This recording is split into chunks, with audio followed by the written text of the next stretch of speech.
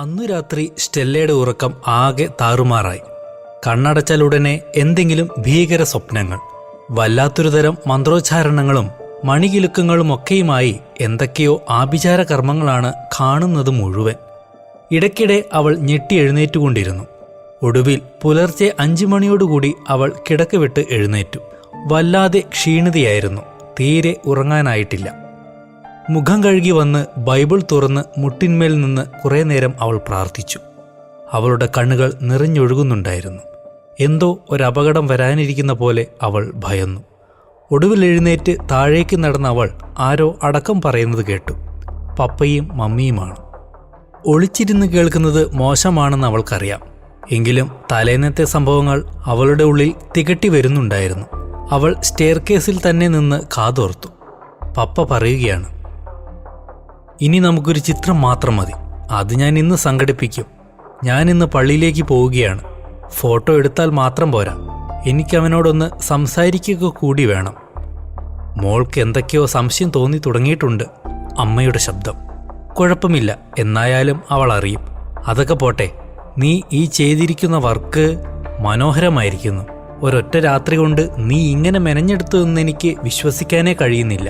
അവർ മറുപടി ഒന്നും പറഞ്ഞ് കേട്ടില്ല. സ്റ്റെല്ല പതിയെ താഴേക്കിറങ്ങി. മരത്തിന്റെ പടികളാണ്. ശബ്ദം കേട്ടതും താഴെ നിന്നുള്ള രഹസ്യം പറിച്ചൽ നിലച്ചു. മോളെന്താ ഇത്ര നേരത്തെ?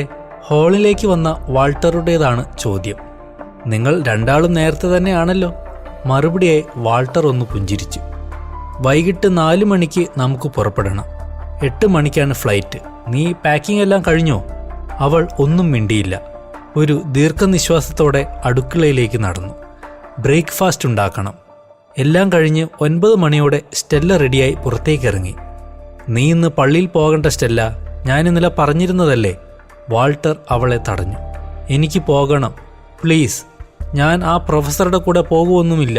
പപ്പ പേടിക്കണ്ട. അവൾ കൂടുതലൊന്നും സംസാരിക്കാൻ നിൽക്കാതെ തൻ്റെ കാറിലേക്ക് കയറി യാത്രയായി. ഇന്നലെ മുതൽ അവളുടെ സ്വഭാവത്തിൽ സാരമായ മാറ്റം വന്നിരിക്കുന്നത് വാൾട്ടർ ശ്രദ്ധിക്കുന്നുണ്ടായിരുന്നു. എന്തൊക്കെയോ സംശയങ്ങളുണ്ട് അവൾക്ക്. സ്റ്റെല്ല അതിവേഗം തൻ്റെ കാർ പായിച്ചു. 9:30 മുൻപ് പള്ളിയിലെത്തണം. എന്തൊക്കെ സംഭവിച്ചാലും അവൾ ഞായറാഴ്ച പള്ളിയിൽ പോകാതിരുന്നിട്ടില്ല ഇതുവരെ.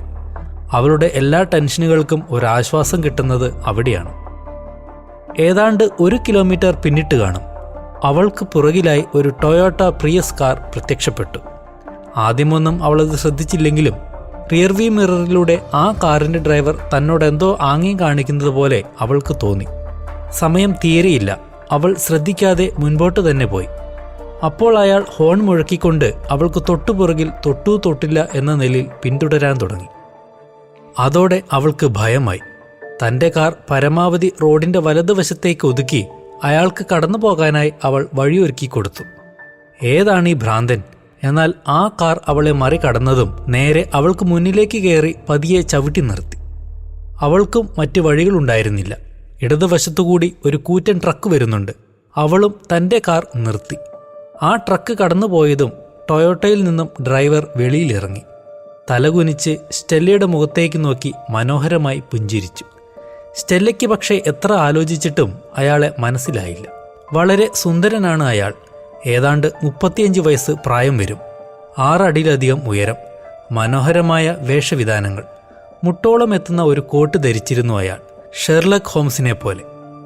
അയാൾ നടന്ന് അവൾക്കരികിലെത്തിയതും കോട്ടിനുള്ളിൽ നിന്ന് ഒരു ഐഡന്റിറ്റി കാർഡ് പുറത്തെടുത്തു. ആ കാർഡ് കണ്ടതും കുറച്ചു നേരത്തേക്ക് സ്റ്റെല്ലയുടെ ശ്വാസം നിലച്ചുപോയി. FBI എന്ന് വലിയ നീലാക്ഷരങ്ങളിൽ എഴുതിയിരുന്ന ആ കാർഡിന് താഴെയായി സ്വർണ്ണ നിറത്തിലുള്ള FBI ബാഡ്ജും ഉണ്ടായിരുന്നു. സ്റ്റെല്ല തിടുക്കത്തിൽ ഗ്ലാസ് താഴ്ത്തി. യെസ്. Hey Stella. ആ മനുഷ്യൻ പുഞ്ചിരിച്ചു. I am Strider, Fox Strider with the FBI. അയാൾ ആ കാർഡ് അവൾക്ക് വ്യക്തമായി കാണത്തക്ക വിധം ഉയർത്തിപ്പിടിച്ചു. ഓക്കെ, എന്താണ് പ്രശ്നം? സ്റ്റെല്ലയുടെ മുഖത്തെ ഭയപ്പാട് കണ്ട് അയാൾ പൊട്ടിച്ചിരിച്ചുപോയി. ഒന്നും കൊണ്ടും പേടിക്കണ്ട സ്റ്റെല്ല, ഒരു പ്രശ്നവുമില്ല ഇവിടെ. എനിക്ക് ജസ്റ്റ് കുറച്ച് ചോദ്യങ്ങൾ ചോദിക്കാനുണ്ട്, അത്രയേ ഉള്ളൂ. ഇപ്പോൾ സമയമില്ലെങ്കിൽ ഞാൻ നമ്പർ തരാം. എന്നെ പിന്നീട് വിളിച്ചാലും മതി. പക്ഷേ ഇപ്പോഴാണെങ്കിൽ സൗകര്യമായിരിക്കും. കാരണം നിങ്ങളിന്ന് വൈകിട്ട് ട്രാവൽ ചെയ്യുകയല്ലേ. അതൊക്കെ എങ്ങനെ നിങ്ങൾക്കറിയാം? എൻ്റെ പേരെങ്ങനെ മനസ്സിലായി? സ്റ്റെല്ലയുടെ സ്വരം വിറയ്ക്കുന്നുണ്ടായിരുന്നു. ആദ്യമായാണ് അവൾ ഒരു FBI ഏജന്റിനെ നേരിൽ കാണുന്നത്. ഞാൻ പറഞ്ഞില്ല Stella, I am with the FBI. ഈ രാജ്യത്ത് ആരുടെ വിവരം വേണമെങ്കിലും തപ്പിയെടുക്കാനുള്ള സോഴ്സ് ഇല്ലേ ഞങ്ങൾക്ക്? സ്റ്റെല്ല എന്താ കൊച്ചുകുട്ടികളെ പോലെ? പോലീസിനെ പേടിയാ? അയാൾ വീണ്ടും മനോഹരമായി പുഞ്ചിരിച്ചു. ഞാൻ ചർച്ചിലേക്ക് പോവുകയായിരുന്നു. പക്ഷേ ഇനി എന്തായാലും ഈ വിഷയം എന്താണെന്നറിയാതെ അവിടെ ചെന്നിരുന്നാൽ എനിക്ക് സമാധാനമുണ്ടാകില്ല. സോ പ്ലീസ് നമുക്ക് സംസാരിക്കാം. എന്താ അറിയേണ്ട മിസ്റ്റർ ഫോക്സ്? വിചിത്രമായ അയാളുടെ പേരുച്ചരിച്ചപ്പോൾ അവൾക്ക് വല്ലായിക തോന്നി. എന്നെ ഫോക്സ് എന്ന് വിളിക്കണ്ട, പ്ലീസ് മിസ്റ്റർ സ്ട്രൈഡർ എന്ന് വിളിക്കൂ. എൻ്റെ അമ്മ എന്നെ പ്രസവിച്ചപ്പോൾ അവർ ഏതോ റെഡ് ഇന്ത്യൻ ടൗണിലായിരുന്നു അത്രേ, കാനഡയിൽ. ഡോക്ടർ ഒന്നും ഉണ്ടായിരുന്നില്ല. ഒരു റെഡ് ഇന്ത്യൻ ചീഫാണ് പ്രസവമെടുത്തത്. അങ്ങേരുടെ പേരാണ് എനിക്കിട്ടത്, ഫോക്സ്. ഇതിലും ഭേദം എന്നെ അങ്ങ് കൊല്ലുമായിരുന്നു എന്ന് ഞാൻ പലവട്ടം പറഞ്ഞിട്ടുണ്ട് എൻ്റെ പപ്പയോട്. അയാൾ പൊട്ടിച്ചിരിച്ചു. സ്റ്റെല്ലയ്ക്കും ചിരി വന്നു. വളരെ ആകർഷണീയമായ ഒരു വ്യക്തിത്വമാണ് ആ മനുഷ്യൻ്റേത്. ആദ്യം തോന്നിയ ഭയം പെട്ടെന്ന് തന്നെ മാറിയത് സ്റ്റെല്ല തിരിച്ചറിഞ്ഞു. വരൂ, നമുക്ക് ആ പുൽത്തകിടിൽ ചെന്നിരുന്ന് സംസാരിക്കാം. അയാൾ റോഡിൻ്റെ വലതുവശത്തായി കണ്ട കൂറ്റൻ സെമിത്തേരി ചൂണ്ടി പറഞ്ഞു. അയ്യോ, അവിടെയോ? സ്റ്റെല്ല ഞെട്ടി. വാ പെൺകുട്ടി, പേദങ്ങളൊക്കെ വെള്ളിയാഴ്ചയെ കാണും, അതും പാതിരാത്രിയിൽ. ധൈര്യമായിട്ട് വരൂ. അയാൾ സ്വാതന്ത്ര്യത്തോടെ അവളുടെ കാറിൻ്റെ ഡോർ തുറന്നു പിടിച്ചു. തുടർന്ന് നേരെ ശ്മശാനത്തിലേക്ക് കയറിപ്പോയ അയാളെ അവളും അനുഗമിച്ചു. നൂറ്റാണ്ടുകൾ പഴക്കമുള്ള ശവക്കല്ലറുകൾക്കിടയിലൂടെ നടന്ന് അയാൾ വിശാലമായ ആ പുൽപ്പുറത്ത് ചെന്നിരുന്നു. സ്റ്റെല്ല, അവളോട് ഇരിക്കാൻ ആംഗ്യം കാണിച്ച് അയാൾ സംസാരം തുടങ്ങി. FBI-യിൽ ഒരു പ്രത്യേക വിഭാഗത്തിലാണ് എൻ്റെ ജോലി. സ്പെഷ്യൽ ഏജൻ്റാണ് ഞാൻ. അധികമാർക്കും താല്പര്യമില്ലാത്ത ഒരു ഡിപ്പാർട്ട്മെൻറ്റ്, പാരാനോർമൽ ഡിവിഷൻ. സ്റ്റെല്ല ഒന്നും മിണ്ടാതെ അയാൾ പറയുന്നത് ശ്രദ്ധയോടെ കേട്ടിരുന്നതേയുള്ളൂ. ശാസ്ത്രത്തിന് വിശദീകരിക്കാൻ പറ്റാത്ത കേസുകൾ, ഉദാഹരണത്തിന് പ്രേതബാധയുണ്ടെന്ന് പറയപ്പെടുന്ന സ്ഥലങ്ങൾ, അന്യഗ്രഹ ജീവികളുടെ സാന്നിധ്യം, അങ്ങനെയൊക്കെയുള്ള കേസുകളാണ് എന്നെ ഏൽപ്പിക്കുക. ഞാൻ ഒറ്റയ്ക്കാണ്, ഒരു പാർട്ണർ പോലുമില്ല എനിക്ക്. ഇതൊക്കെ ഞാനുമായിട്ട് എന്താ ബന്ധം? അവൾക്ക് ചോദിക്കാതിരിക്കാനായില്ല. സ്റ്റെല്ലയുമായി യാതൊരു ബന്ധവുമില്ല. എൻ്റെ ബന്ധം സ്റ്റെല്ലയുടെ പപ്പയുമായിട്ടാണ്, മിസ്റ്റർ വാൾട്ടർ ലെവിൻ. അദ്ദേഹത്തെ പറ്റി അറിയാനാണ് ഞാനിപ്പോൾ സ്റ്റെല്ലയെ വിളിച്ചത്. പപ്പയെപ്പറ്റി എന്തറിയാൻ? അതും FBI അന്വേഷിക്കാൻ മാത്രം എൻ്റെ പപ്പ എന്തു ചെയ്തിട്ട്? അവൾക്ക് മനസ്സിലായില്ല. നിന്റെ പപ്പയുടെ പെരുമാറ്റത്തിലോ ജീവിത രീതികളിലോ എന്തെങ്കിലും ദുരൂഹതകളുള്ളതായി തോന്നിയിട്ടുണ്ടോ സ്റ്റെല്ലയ്ക്ക്? അവളുടെ കണ്ണുകളിലേക്ക് സൂക്ഷിച്ചു നോക്കിക്കൊണ്ടാണ് ചോദ്യം. അവൾ ഒന്നും മിണ്ടാതെ മുഖം തിരിച്ചു. കള്ളം പറയാനാണോ സ്റ്റെല്ല ആലോചിക്കുന്നത്? നിന്റെ വീട്ടിലെ ബേസ്മെൻറ്റും അതിനകത്തെ ബഹളങ്ങളും ഒക്കെ എനിക്കറിയാം. നിനക്കൊന്നും അറിയില്ല എന്ന് എന്നോട് പറയരുത്. പക്ഷേ ഇല്ലീഗലായിട്ട് എൻ്റെ പപ്പ... ഇല്ലീഗലാണെന്ന് ഞാൻ പറഞ്ഞില്ലല്ലോ. എന്തെങ്കിലും പ്രത്യേകതകൾ സ്റ്റെല്ലയ്ക്ക് തോന്നിയിട്ടുണ്ടോ എന്നല്ലേ ചോദിച്ചത്? ഐ മീൻ അബ്നോർമലായിട്ട്, പാരാനോർമലായിട്ട്. അവൾ നിഷേധാർത്ഥത്തിൽ മുഖം വെട്ടിച്ചു. ലീഗലി എനിക്കിപ്പോൾ താങ്കൾ ചോദിക്കുന്നതിന് ഉത്തരം പറയേണ്ട ആവശ്യമുണ്ടോ? ഇല്ല. സ്ട്രൈഡറുടെ മുഖം വാടി. സ്റ്റെല്ലയ്ക്ക് താല്പര്യമില്ലെങ്കിൽ ഒന്നും പറയണമെന്നില്ല. പക്ഷേ എൻ്റെ ഊഹം ശരിയാണെങ്കിൽ നിന്റെ പപ്പ വളരെ അപകടകാരിയാണ്. അതെന്താ? അവളുടെ ചുണ്ടുകൾ വിറച്ചു. ഞാൻ ആദ്യം മുതൽ പറയാം, അതാ നല്ലത്. കഴിഞ്ഞ 3 മാസങ്ങളായി ഒരു കേസിൻ്റെ പുറകെയാണ് ഞാൻ. ഒരു വല്ലാത്ത തരം കേസ്. കുറേ മരണങ്ങൾ അടുപ്പിച്ചടുപ്പിച്ച്, വളരെ വിചിത്രമായ രീതിയിൽ. പൂർണ്ണ ആരോഗ്യവാന്മാരായ മനുഷ്യർ പെട്ടെന്നൊരു ദിവസം പിടഞ്ഞു വീണു മരിക്കുന്നു. ഹാർട്ട് പെട്ടെന്ന് നിന്നു പോവുകയാണ്, യാതൊരു കാരണവുമില്ല. അതുപോലെ ചിലർ നോക്കി നിൽക്കുമ്പോൾ അന്ധരായി പോകുന്നു. കണ്ണിലെ കൃഷ്ണമണി അപ്രത്യക്ഷമായി പോവുകയാണ്. വാട്ട്? സ്റ്റെല്ല സ്തംഭിച്ചുപോയി. എന്തൊക്കെയാ നിങ്ങളീ പറയുന്നത്? എൻ്റെ പപ്പയുമായി ഇതിനെന്ത് ബന്ധം? വെറും കെട്ടുകഥകളല്ല സ്റ്റെല്ല. ഈ കേസുകളുമായി ബന്ധപ്പെട്ട് ഞാൻ സഞ്ചരിക്കാത്ത സ്റ്റേറ്റുകളില്ല. ഈവൻ കാനഡയിലും അലാസ്കയിലും വരെ. മെക്സിക്കോയിലും ഈയടുത്ത് ഇങ്ങനെയൊരു കേസ് റിപ്പോർട്ട് ചെയ്തിരുന്നത്രേ. അതുകൊണ്ട് ഈ മരണം നടന്ന സ്ഥലങ്ങളിലെല്ലാം നിന്റെ പപ്പ പോയിട്ടുണ്ടെന്ന് പറഞ്ഞാൽ നീ വിശ്വസിക്കുമോ? മരണത്തിന് 2-3 ദിവസം മുമ്പ് അദ്ദേഹം ആ സ്ഥലങ്ങൾ സന്ദർശിക്കും. എന്തെങ്കിലും മെയിൻ്റനൻസ് പണിയുമായിട്ട് അയാൾ അടുത്ത പ്രദേശങ്ങളിൽ എവിടെയെങ്കിലും കാണും.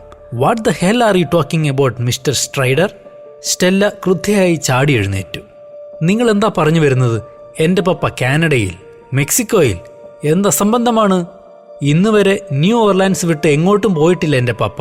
പണ്ട് മിലിറ്ററിയിലായിരുന്നപ്പോൾ വിയറ്റ്നാമിലോ മറ്റോ പോയതായി കേട്ടിട്ടുണ്ട്.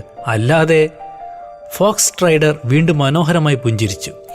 സ്റ്റെല്ല അദ്ദേഹത്തിൻ്റെ പാസ്പോർട്ട് കണ്ടിട്ടുണ്ടോ? നിങ്ങൾ കണ്ടിട്ടുണ്ടോ? സ്ട്രൈഡർ ഒന്നും മിണ്ടാതെ തൻ്റെ ഫോൺ എടുത്ത് ചില ഫോട്ടോസ് തുറന്ന് അവൾക്ക് നീട്ടി. നോക്കൂ സ്റ്റെല്ല, നിന്റെ പപ്പയാണ്. മോസ്കോയിലെ ഒരു എയർപോർട്ടിലെ സെക്യൂരിറ്റി ക്യാമറ ദൃശ്യങ്ങളാണിത്.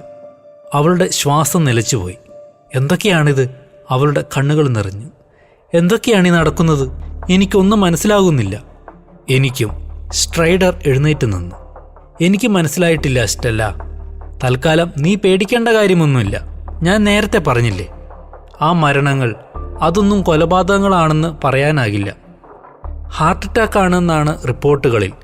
അതുപോലെ തന്നെ മരണങ്ങൾ നടക്കുന്ന സമയത്ത് നിന്റെ പപ്പ തിരിച്ച് സ്വന്തം വീട്ടിലായിരിക്കും. സോ ഇതൊന്നുമായിട്ട് അയാളെ കണക്ട് ചെയ്യാനും സാധിക്കില്ല. പക്ഷേ അവൾ കിതച്ചു. എൻ്റെ ഊഹം ശരിയാണെങ്കിൽ നിന്റെ പപ്പ മിസ്റ്റർ വാൾട്ടർ ലെവിൻ വൂഡു എന്നൊരു ബ്ലാക്ക് മാജിക് പ്രാക്ടീസ് ചെയ്യുന്നുണ്ട്. വാട്ട്? യെസ്. നിങ്ങൾ ശരിക്കും FBI തന്നെയാണോ?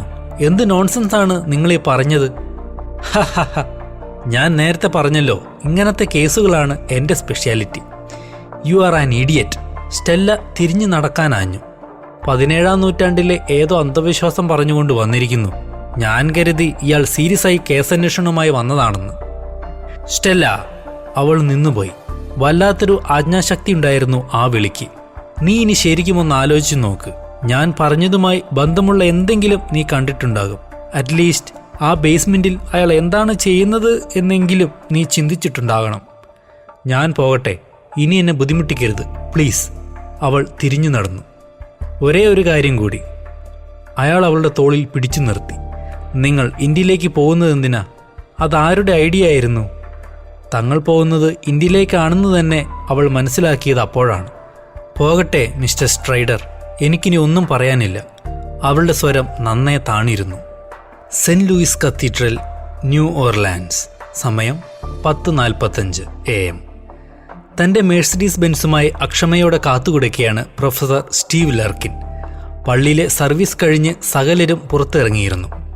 ചെറുപ്പക്കാരികൾക്കിടയിലൂടെ അയാൾ കണ്ണുകൾ ആർത്തിയോടെ സ്റ്റെല്ലയെ തേടി. എന്നാൽ അവൾ അവിടെ എങ്ങും ഉള്ള ലക്ഷണമില്ല. സമയം വൈകുന്തോറും അയാളുടെ മുഖം രൗദ്രമായിക്കൊണ്ടിരുന്നു. അവൾ വന്നില്ലെങ്കിൽ ചെയ്യേണ്ട പ്രതികാര നടപടികൾ ഓർത്ത് അയാൾ മുഷ്ടി ഞെരിച്ചുകൊണ്ടിരുന്നു.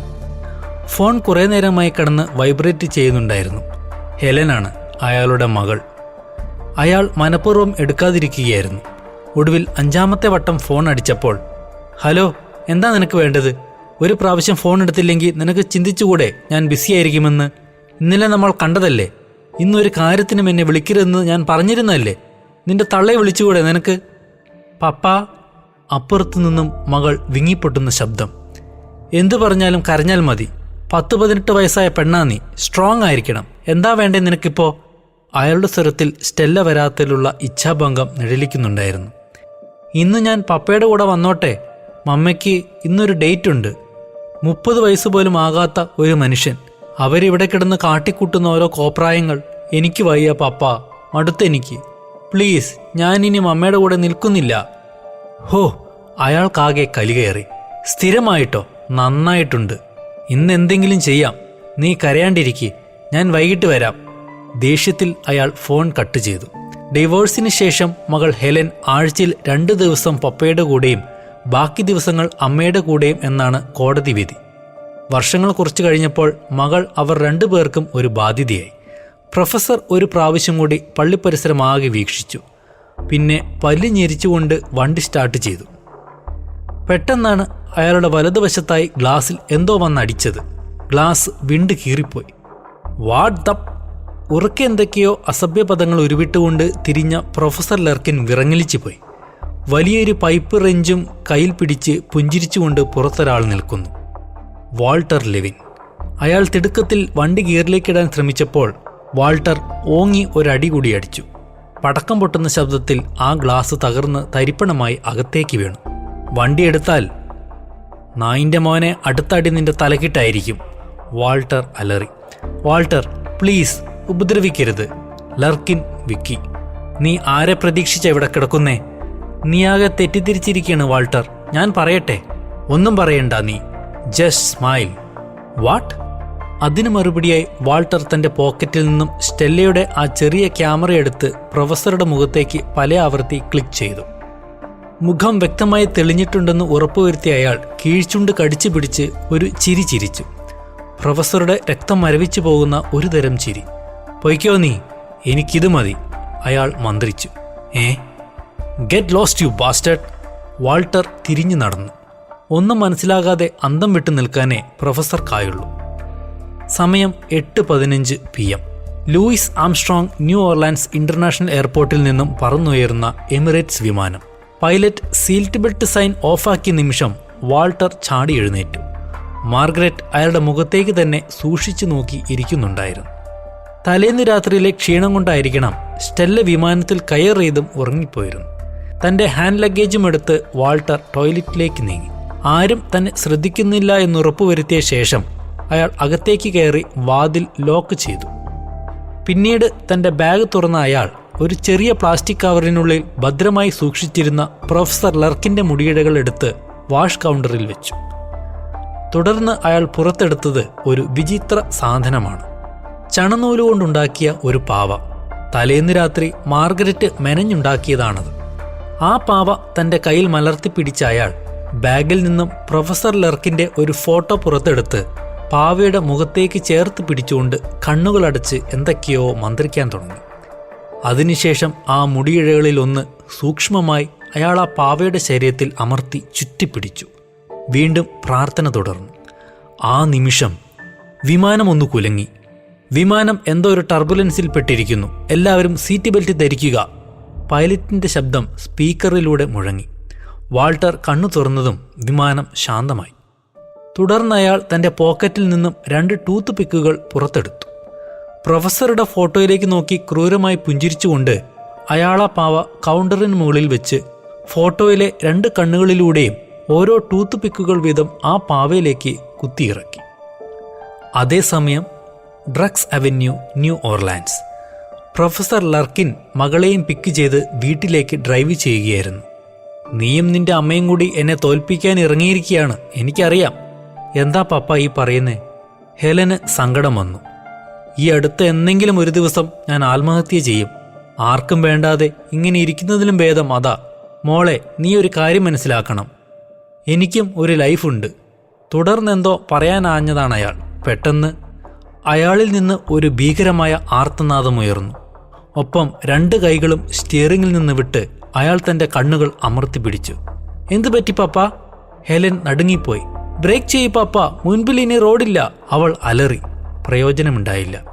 കൊടുംവളവിൽ നിയന്ത്രണം വിട്ട കാർ മുൻപിലെ അത്യഗാധമായ കൊക്കയിലേക്ക് പതിച്ചു.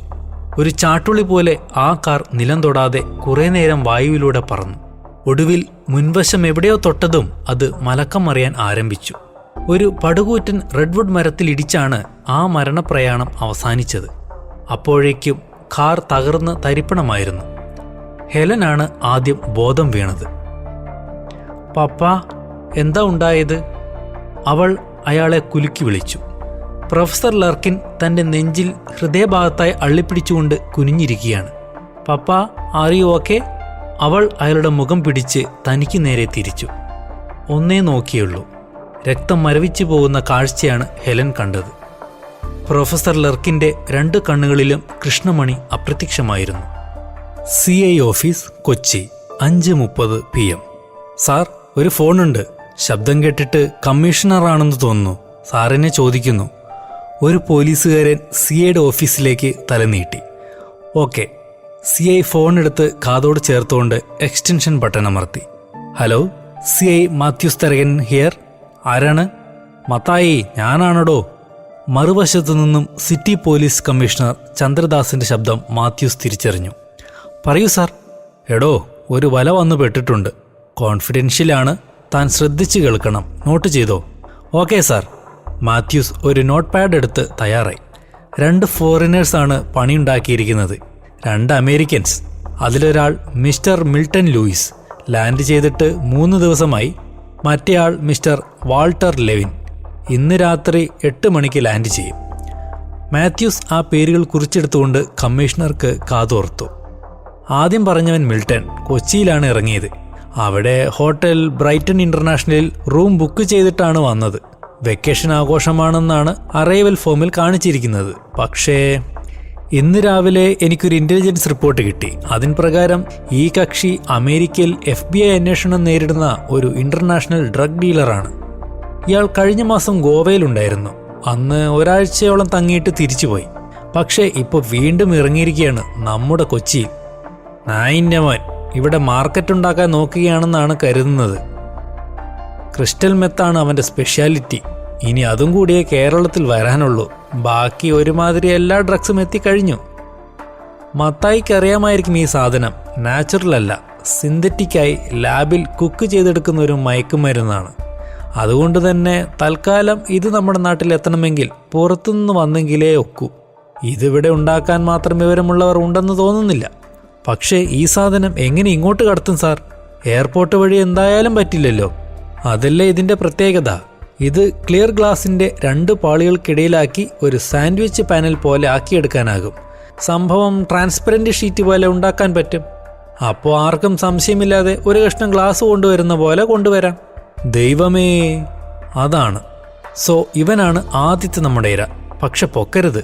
ദൂരെ നിന്ന് ഇവൻ അറിയാതെ ഇവൻ്റെ ആക്ടിവിറ്റീസ് നിരീക്ഷിക്കണം. അവന് സംശയം തോന്നരുത്. തെളിവില്ലാതെ നമുക്ക് ഒരു ചുക്കും ചെയ്യാനാകില്ല.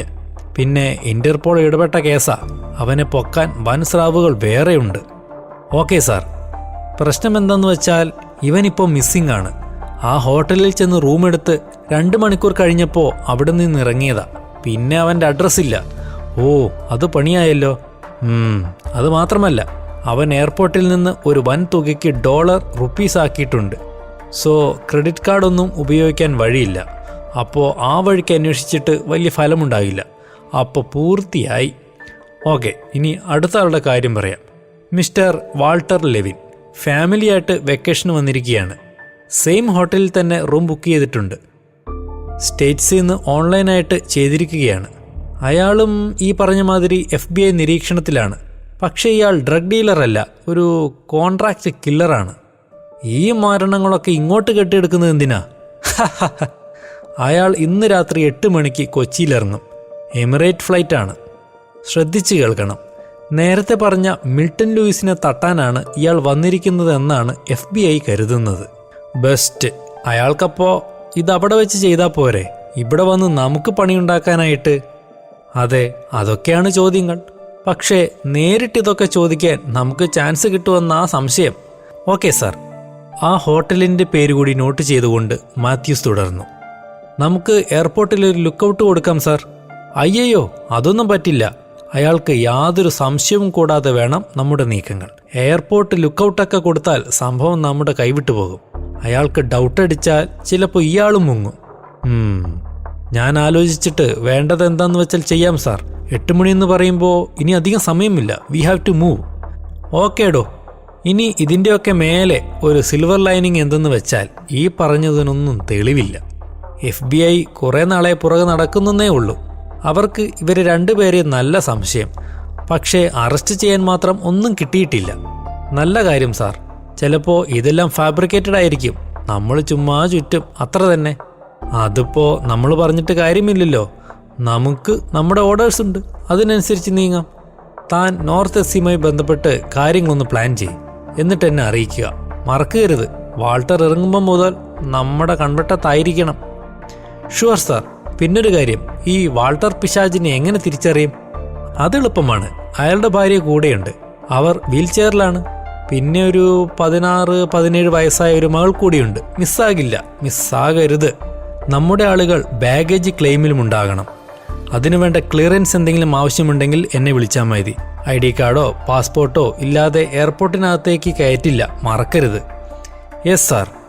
മാത്യൂസ് ഫോൺ വെച്ചുകൊണ്ട് വിഷണ്ണനായി വാച്ചിൽ നോക്കി. ഇന്നും നേരത്തെ വീട്ടിൽ പോകാനൊക്കില്ല. മക്കൾ 2 ബർത്ത്ഡേ ആണ് നാളെ. ഇന്ന് എന്തെങ്കിലുമൊക്കെ സമ്മാനങ്ങളൊക്കെ വാങ്ങി വീട്ടിൽ കൊണ്ടുപോയി ഒളിപ്പിച്ച് വെക്കാനൊക്കെ പ്ലാൻ ഇട്ടതാണ്. CI മാത്യൂസ് കൊച്ചിയിലെത്തിയിട്ട് 1 മാസമേ ആയിട്ടുള്ളൂ. തൃശ്ശൂരിൽ നിന്ന് ട്രാൻസ്ഫർ വിത്ത് പ്രമോഷനായിരുന്നു. അവിടെ SI ആയിരുന്നപ്പോൾ കേരളമാകെ അറിയപ്പെട്ടിരുന്ന അതിസമർത്ഥനായിരുന്ന ഒരു ഉദ്യോഗസ്ഥനായിരുന്നു അയാൾ. ഇനി കൊച്ചിയിൽ പയറ്റി തെളിയണം. അയാൾ കൂടുതൽ ആലോചിച്ചിരുന്നില്ല. ഉടൻ തന്നെ ഫോണെടുത്ത് ഡയൽ ചെയ്തു. North SI Shivakumar. North SI Shivakumar അയാൾക്ക് വളരെ ഇഷ്ടമുള്ള ഒരു ഉദ്യോഗസ്ഥനാണ്. വളരെ ഉത്തരവാദിത്വത്തോടെ അയാൾ ഈ കേസ് കൈകാര്യം ചെയ്യുമെന്ന് മാത്യൂസിന് ഉറപ്പാണ്. പക്ഷേ കമ്മീഷണർ നേരിട്ട് ഇത്ര കാര്യമായി ഇടപെട്ടിരിക്കുന്ന സ്ഥിതിക്ക് എന്തായാലും ആരുടെയെങ്കിലും തലയിൽ വെച്ച് തടിയൂരാൻ മാത്യൂസിനാകില്ല. Hello sir. ഒരു പ്രാവശ്യം റിങ് ചെയ്തപ്പോഴേക്കും ശിവൻ ഫോൺ എടുത്തു. ഇറങ്ങല്ലേ, പണിയുണ്ട്. മനസ്സിലായി. ശിവൻ ചിരിച്ചു. തുടർന്ന് സംഭവമെല്ലാം വളരെ വിശദമായി വിവരിച്ചതിന് ശേഷം മാത്യൂസ് അയാളുടെ അഭിപ്രായം അറിയാൻ കാത്തു. സാറേ, നമുക്ക് ആ ഹോട്ടലിൽ ഒന്ന് ബന്ധപ്പെടണം. ഒരാളെ മഫ്തിയിൽ അവിടെ പോസ്റ്റ് ചെയ്യണം. അപ്പോൾ പിന്നെ ഇയാളുടെ മൂവ്മെൻറ്റ്സ് അറിയാമല്ലോ. പിന്നെ എന്തെങ്കിലും കാരണം പറഞ്ഞ് ഇവരുടെ പാസ്പോർട്ടൊന്നും തടഞ്ഞു വെക്കാൻ പറ്റുമായിരുന്നെങ്കിൽ നമുക്ക് കുറച്ചുകൂടെ കൺട്രോൾ കിട്ടിയേനെ. അത് നടക്കില്ലടോ. അയാൾക്ക് യാതൊരു സംശയവും തോന്നരുത്. തൽക്കാലം നമുക്ക് എയർപോർട്ടിലേക്ക് ചെല്ലാം സാർ. ആളെ സ്കെച്ച് ചെയ്യട്ടെ ആദ്യം. അതെ, അത് നടക്കട്ടെ. എന്നാലും ഭാര്യയും പിള്ളേരും ഒക്കെയായി വന്ന് ആളെ തട്ടുന്ന പ്രൊഫഷണൽ കില്ലർ എന്തോ എനിക്കങ്ങോട്ട് ദഹിക്കുന്നില്ല സാർ. എനിക്കും അത്ര ക്ലിയറായിട്ടില്ല ശിവ. പക്ഷേ സംഭവം ഇപ്പോൾ നമ്മുടെ നമ്പർ 1 പ്രയോറിറ്റിയാണ്. കേട്ടത് ശരിയാണെങ്കിൽ ഇയാളെങ്ങാൻ മിൽട്ടനെ ഇവിടെ ഇട്ട് ചാമ്പ്യൽ അറിയാമല്ലോ, 8ന്റെ പണിയായിരിക്കും. തൊപ്പി എപ്പോൾ പോയിന്ന് ചോദിച്ചാൽ മതി. പേടിപ്പിക്കല്ലേ സാർ. ഓരോരോ വലകൾ ഫ്ലൈറ്റ് പിടിച്ച് വരുന്ന നോക്ക്. ശിവൻ ഫോൺ കട്ട് ചെയ്തു. 7:50 തന്നെ മഫ്തിയിൽ ഒരു സംഘം പോലീസുകാർ എയർപോർട്ടിലെത്തി. കമ്മീഷണർ പെട്ടെന്ന് തന്നെ ഒരു വിസിറ്റ് നടത്തി കാര്യങ്ങൾ മനസ്സിലാക്കി തിരിച്ചുപോയി. പോകുന്നതിന് മുൻപ് തൻ്റെ ഫോണിൽ നിന്ന് വാൾട്ടറുടെയും മിൽട്ടൻ്റെയും ഫോട്ടോസുകൾ CIക്ക് കൈമാറിയിരുന്നു.